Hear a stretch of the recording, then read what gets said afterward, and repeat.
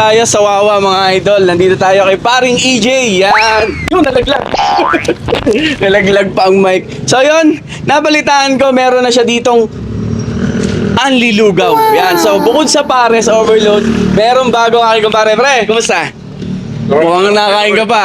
So ito yung ano niya, menu niya sa lugaw. So, 30 pesos pwede na pala pre. 30 pesos. Ali na yan, pre. Ali na yun? Oo. So, sa 30 pesos makapag-ali lugaw ka na. Pero syempre, dun tayo sa overload. Yung overload mo, may super overload pa. Yes. Ano pinakaiba nung Meron- 130, 150? Meron siyang tokwa at saka atay.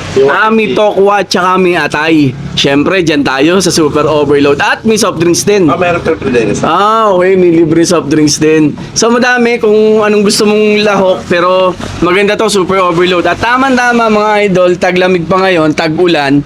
So dito to kay Wawa, sa Wawa kay EJ's Quality Pares. So syempre yung kinain natin na pares dati, nagkaroon naman siya ng anlilugaw. At nabalitaan ko, nakikita ko sa mga posts mo, kapartner itong mga isaw. Ayun ang ginagawa ni iba. Nabili silang plain, tapos sasamahan ng dugo, paa. Ayun ang ginagawa nilang toppings. Ganun ang trip nila. Okay yun, no? So, pakita mo itong mga inihaw. Ayan.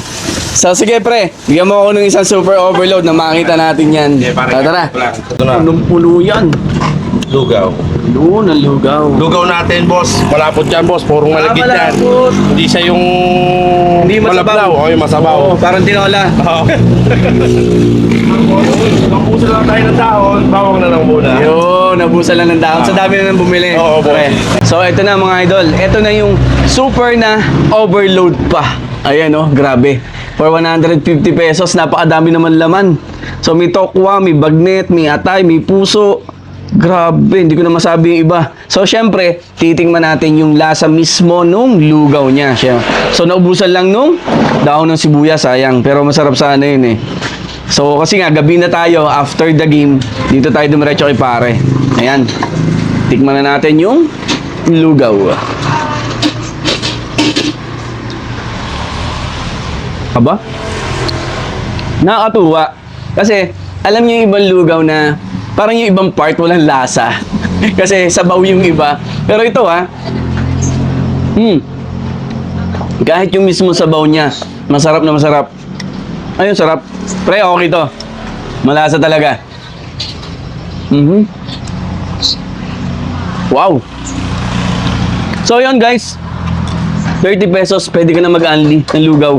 Masarap yung lugaw niya mga idol. Tapos, ito yung mga laman. So, tingnan natin na may bagnet. Ayan. Parang hindi ko na kailangan magtimpla pa. Di ba? Siguro maanghang na lang.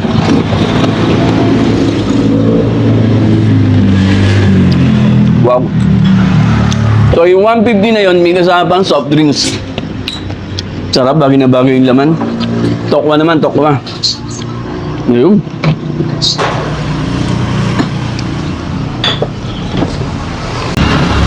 So ito guys, sa mga hindi po nakakalam ng pwesto, ito po si EJ's Quality Pares Overload. Ito yung pares niya, ayan, pakita mo.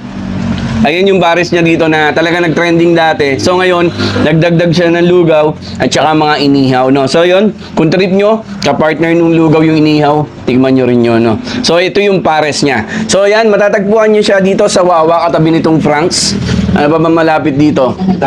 Dali. Yan, Dali. So, yun. Napakadali naman makita. Dito si EJ's Quality Pares Overload. Katabing kalsada lang, no?